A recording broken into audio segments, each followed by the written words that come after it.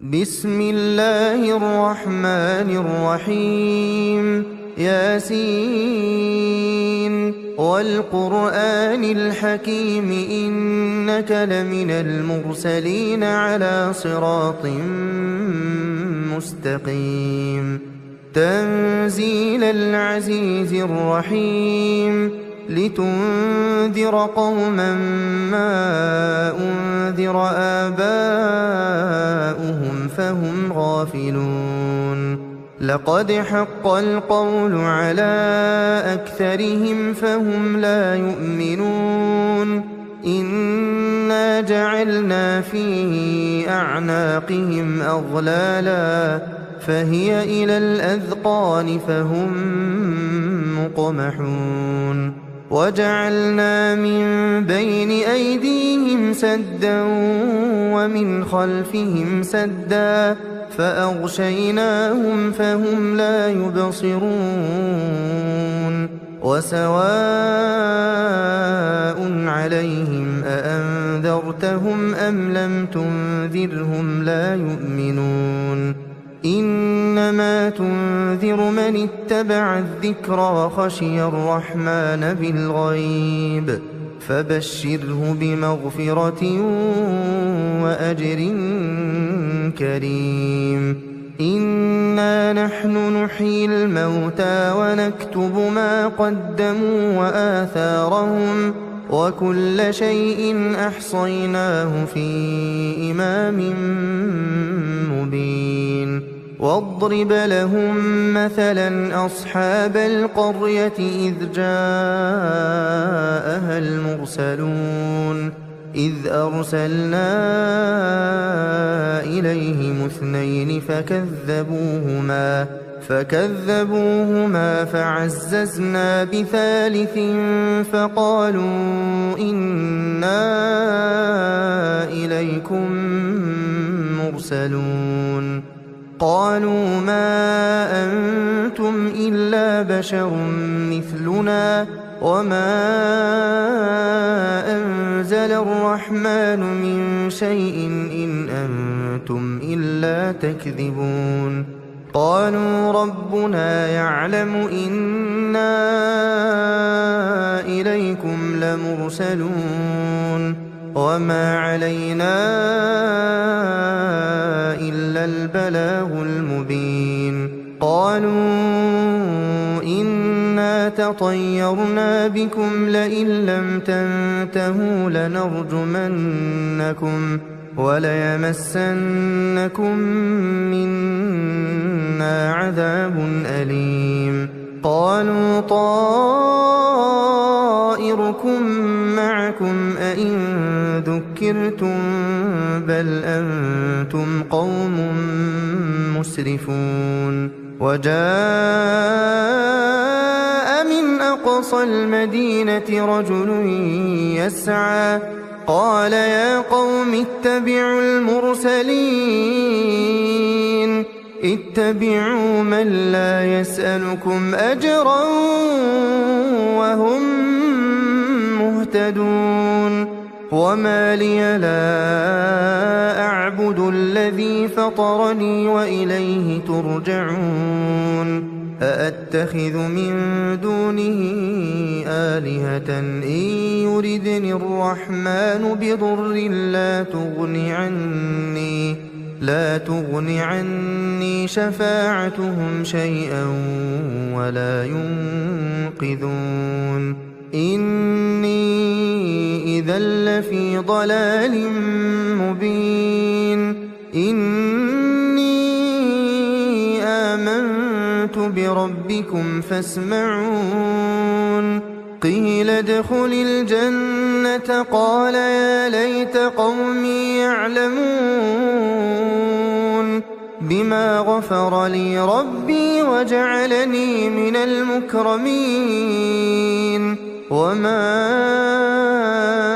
أنزلنا على قومه من بعده من جند من السماء وما كنا منزلين إن كانت إلا صيحة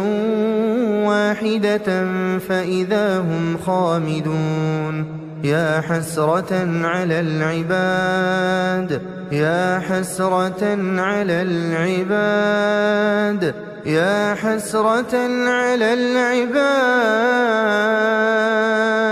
ما يأتيهم من رسول إلا كانوا به يستهزئون ألم يروا كم أهلكنا قبلهم من القرون أنهم إليهم لا يرجعون وإن كل لما جميع لدينا محضرون وآية لهم الأرض الميتة أحييناها وأخرجنا منها حبا فمنه يأكلون وجعلنا فيها جنات من نخيل وأعناب وفجرنا فيها من العيون ليأكلوا من ثمره وما عملته أيديهم أفلا يشكرون سبحان الذي خلق الأزواج كلها مما تنبت الأرض ومن أنفسهم ومما لا يعلمون وآية لهم الليل نسلخ منه النهار فإذا هم مظلمون والشمس تجري لمستقر لها ذلك تقدير العزيز العليم والقمر قدرناه منازل حتى عاد كالعرجون القديم لا الشمس ينبغي لها أن تدرك القمر ولا الليل سابق النهار وكل في فلك يسبحون وآية لهم أنا حملنا ذريتهم في الفلك المشحون وخلقنا لهم من مثله ما يركبون وإن نشأ نغرقهم فلا صريخ لهم ولا هم ينقذون إلا رحمة منا ومتاعا إلى حين وإذا قيل لهم اتقوا ما بين أيديكم وما خلفكم لعلكم ترحمون وما تأتيهم من آية من آيات ربهم إلا كانوا عنها معرضين وإذا قيل لهم أنفقوا مما رزقكم الله قال الذين كفروا للذين آمنوا أنطعم من لو يشاء الله أطعمه إن أنتم إلا في ضلال مبين ويقولون متى هذا الوعد إن كنتم صادقين ما ينظرون إلا صيحة واحدة تأخذهم وهم يخصمون فلا يستطيعون توصية ولا إلى أهلهم يرجعون ونفخ في الصور فإذا هم من الأجداث إلى ربهم ينسلون قالوا يا ويلنا من بعثنا من مرقدنا هذا ما وعد الرحمن وصدق المرسلون إن كانت إلا صيحة واحدة فإذا هم جميع لدينا محضرون فاليوم لا تظلم نفس شيئا ولا تجزون إلا ما كنتم تعملون إن أصحاب الجنة اليوم في شغل فاكهون هم وأزواجهم في ظلال على الأرائك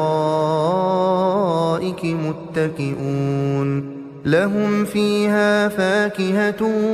ولهم ما يدعون سلام قولا من رب رحيم وامتازوا اليوم أيها المجرمون ألم أعهد إليكم يا بني آدم ألا تعبدوا الشيطان إنه لكم عدو مبين وأن اعبدوني هذا صراط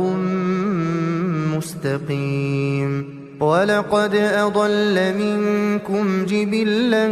كثيرا أفلم تكونوا تعقلون هذه جهنم التي كنتم توعدون اصلوها اليوم بما كنتم تكفرون اليوم نختم على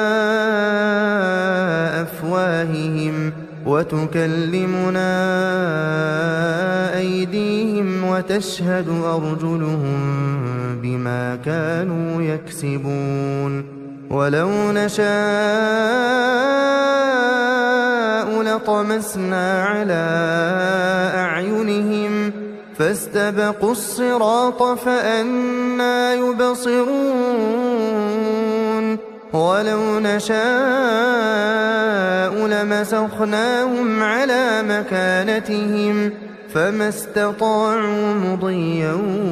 ولا يرجعون ومن نعمره ننكسه في الخلق أفلا يعقلون وما علمناه الشعر وما ينبغي له إن هو إلا ذكر وقرآن مبين لينذر من كان حيا ويحق القول على الكافرين أولم يروا أنا خلقنا لهم مما عملت أيدينا أنعاما فهم لها مالكون وذللناها لهم فمنها ركوبهم ومنها يأكلون ولهم فيها منافع ومشارب أفلا يشكرون واتخذوا من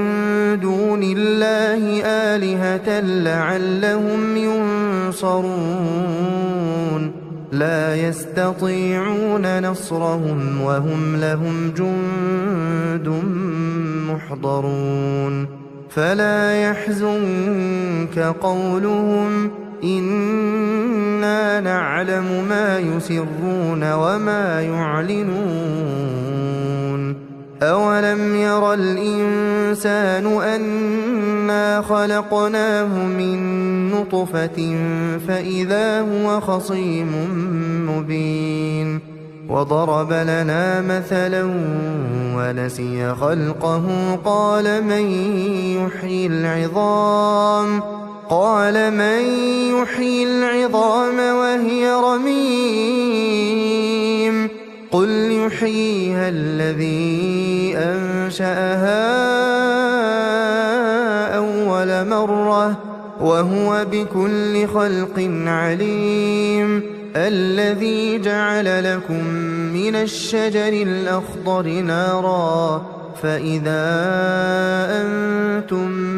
منه توقدون أوليس الذي خلق السماوات والأرض بقادر على أن يخلق مثلهم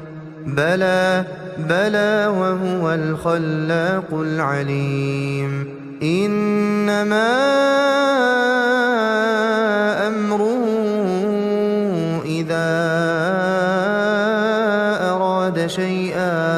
إذا أراد شيئا أن يقول له كن فيكون فسبحان الذي بيده ملكوت كل شيء وإليه ترجعون. بسم الله الرحمن الرحيم الرحمن علم القرآن خلق الإنسان علمه البيان الشمس والقمر بحسبان والنجم والشجر يسجدان والسماء رفعها ووضع الميزان ألا تطغوا في الميزان وأقيموا الوزن بالقسط ولا تخسروا الميزان والأرض وضعها للأنام فيها فاكهة والنخل ذات الأكمام والحب ذو العصف والريحان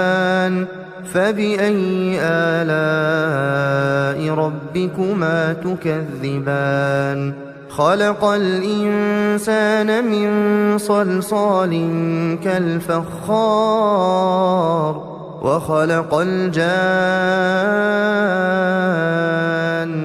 من مارج من نار فبأي آلاء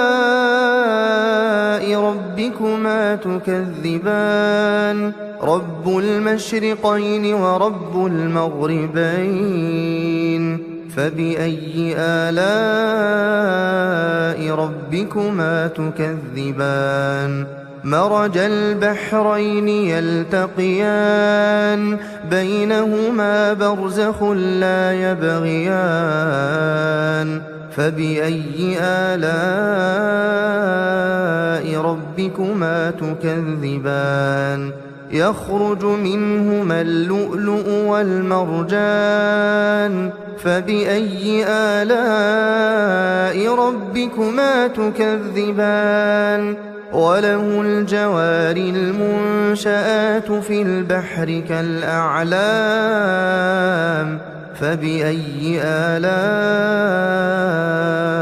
ربكما تكذبان كل من عليها فان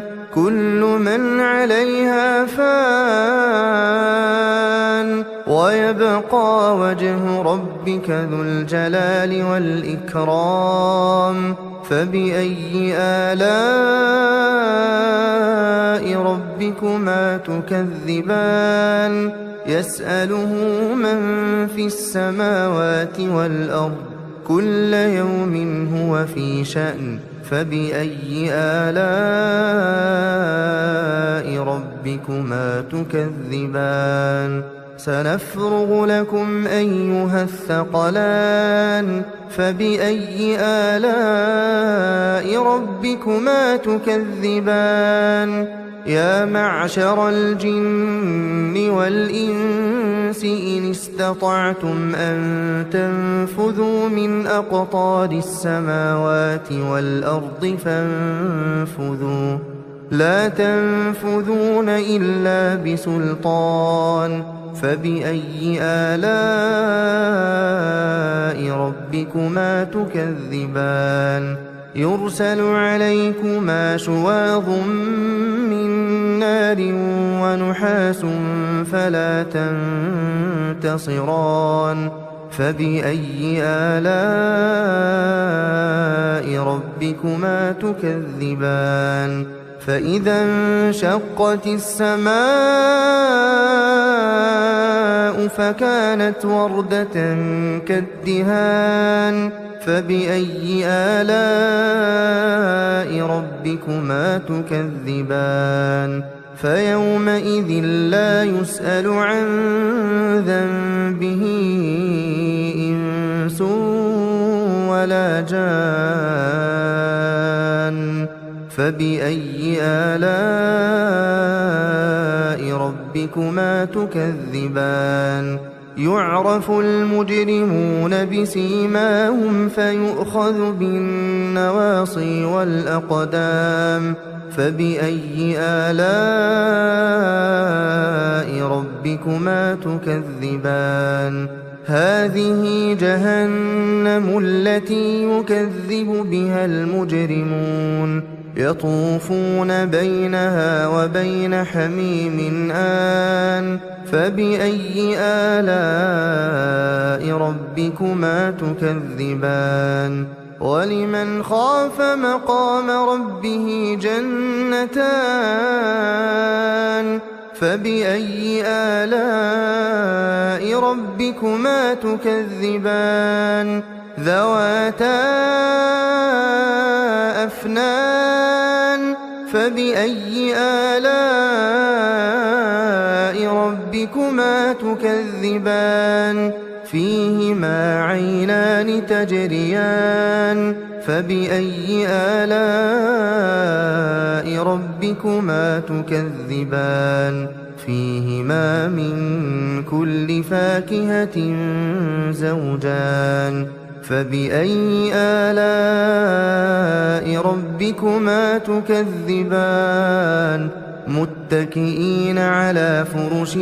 بطائنها من استبرق وجنى الجنتين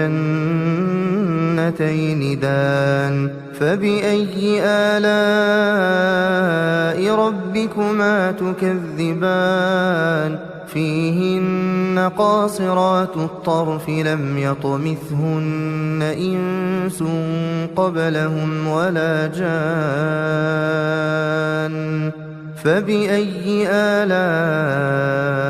ربكما تكذبان كأنهن الياقوت والمرجان فبأي آلاء ربكما تكذبان هل جزاء الإحسان إلا الإحسان فبأي آلاء ربكما تكذبان ومن دونهما جنتان فبأي آلاء ربكما تكذبان مدهامتان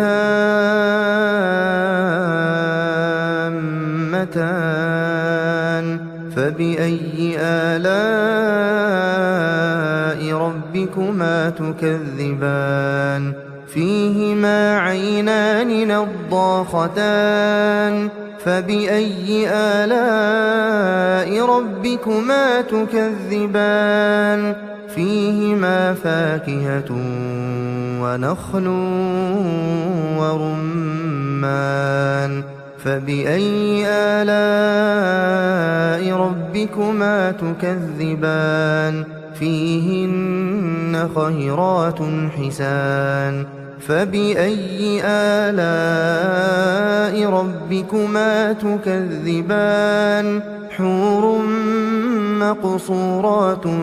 في الخيام فبأي آلاء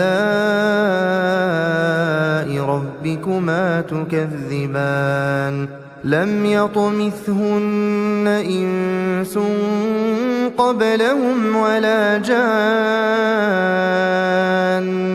فبأي آلاء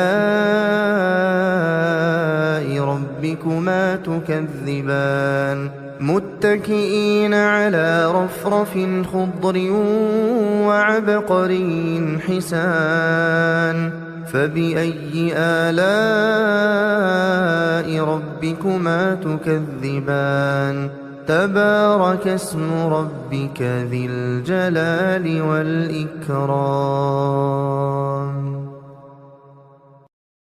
بسم الله الرحمن الرحيم إذا وقعت الواقعة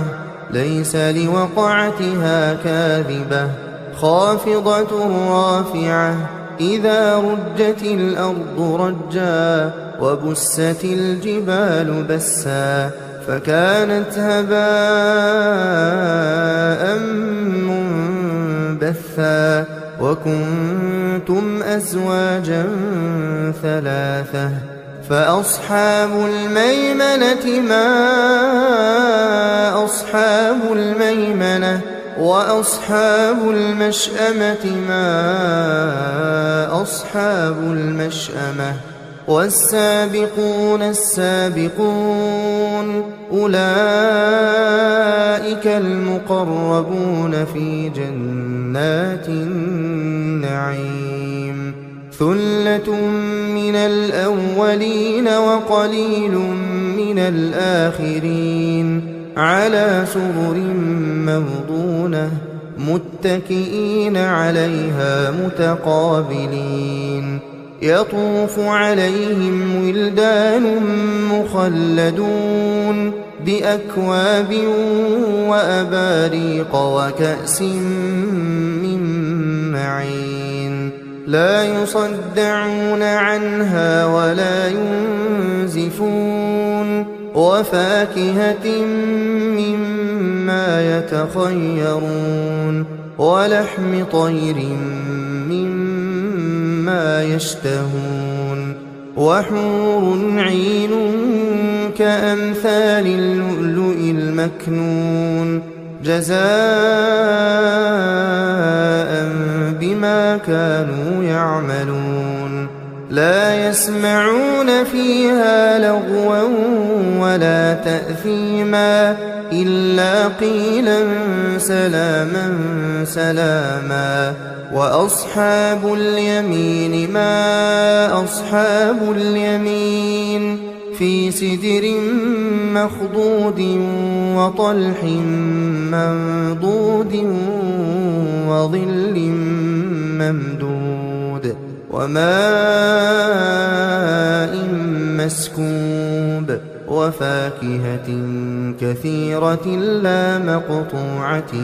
ولا ممنوعة وفرش مرفوعة إنا أنشأناهن إنشاء فجعلناهن أبكارا عربا أترابا لأصحاب اليمين ثلة من الأولين وثلة من الآخرين وأصحاب الشمال ما أصحاب الشمال في سموم وحميم وظل من يحموم لا بارد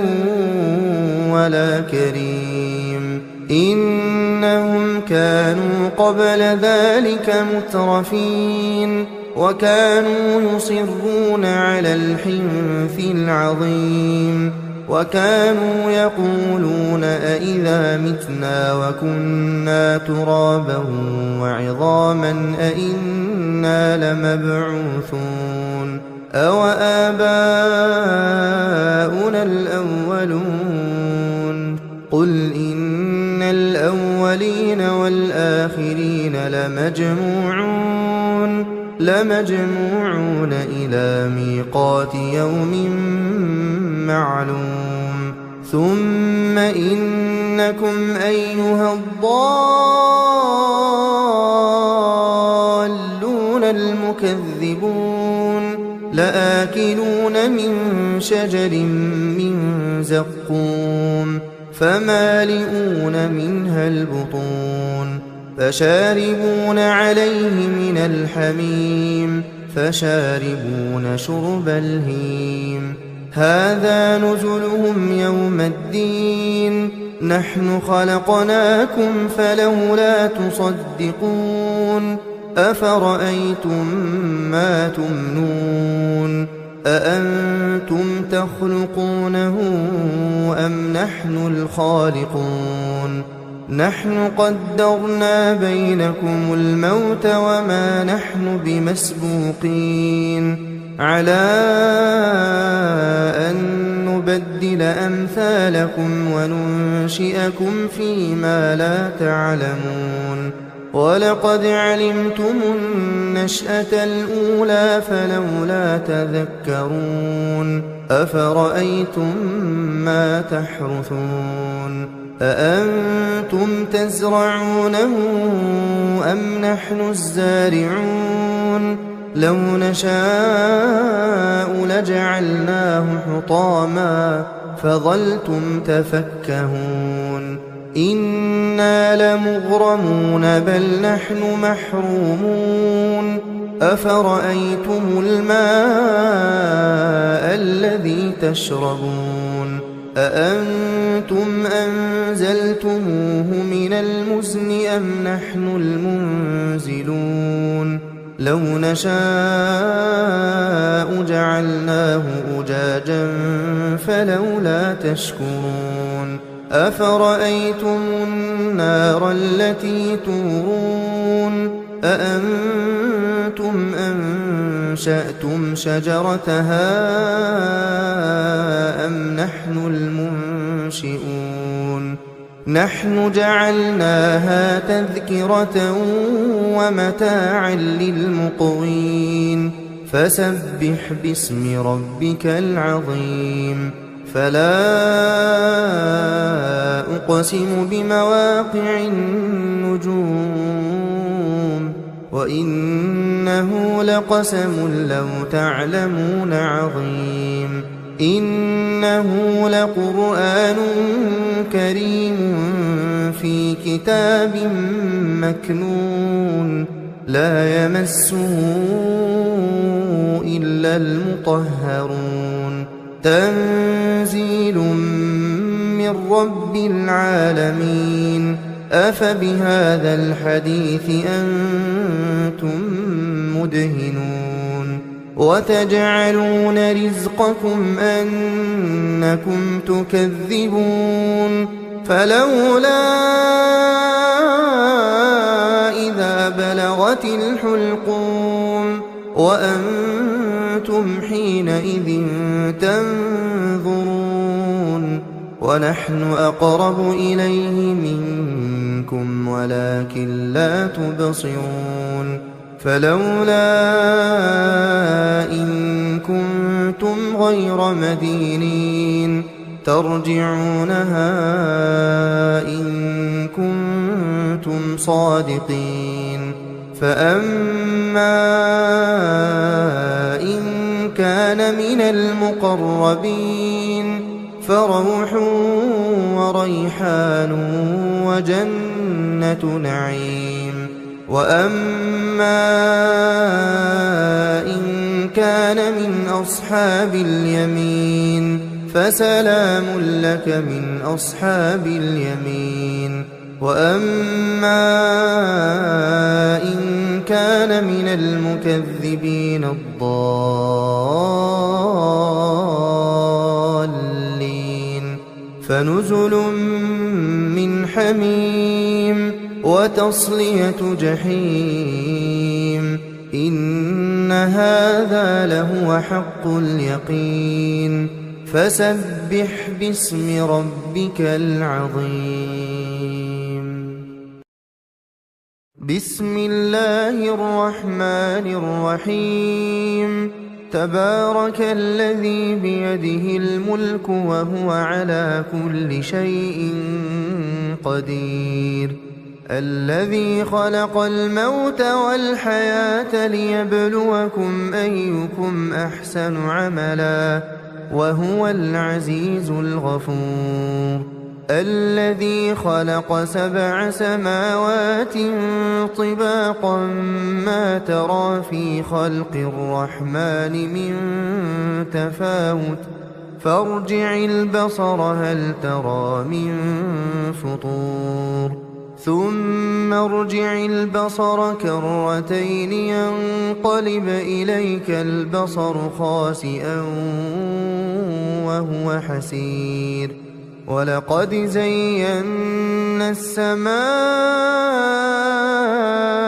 الدنيا بمصابيح وجعلناها رجوما للشياطين وأعتدنا لهم عذاب السعير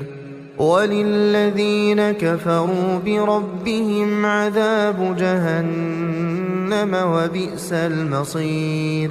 إذا ألقوا فيها سمعوا لها شهيقا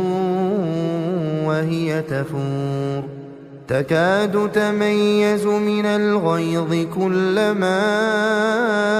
ألقي فيها فوج سألهم خزنتها ألم يأتكم نذير قالوا بلى قد جاءنا نذير فكذبنا وقلنا ما نزل الله من شيء إن أنتم إلا في ضلال كبير وقالوا لو كنا نسمع أو نعقل ما كنا في أصحاب السعير فاعترفوا بذنبهم فسحقا لأصحاب السعير إن الذين يخشون ربهم بالغيب لهم مغفرة وأجر كبير وأسروا قولكم أو اجهروا به إنه عليم بذات الصدور ألا يعلم من خلق وهو اللطيف الخبير هو الذي جعل لكم الأرض ذلولا فامشوا في مناكبها وكلوا من رزقه وإليه النشور أأمنتم من في السماء أن يخسف بكم الأرض فإذا هي تمور أم أمنتم من في السماء أن يرسل عليكم حاصبا فستعلمون كيف نذير ولقد كذب الذين من قبلهم فكيف كان نكير أولم يروا إلى الطير فوقهم صافات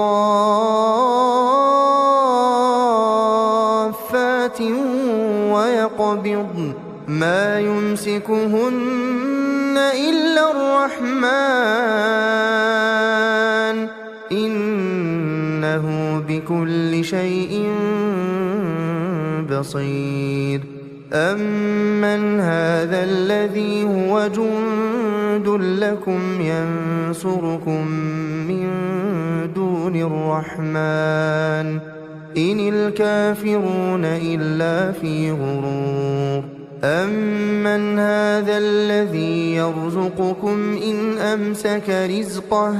بل لجوا في عتو ونفور أفمن يمشي مكبا على وجهه أهدى أمن يمشي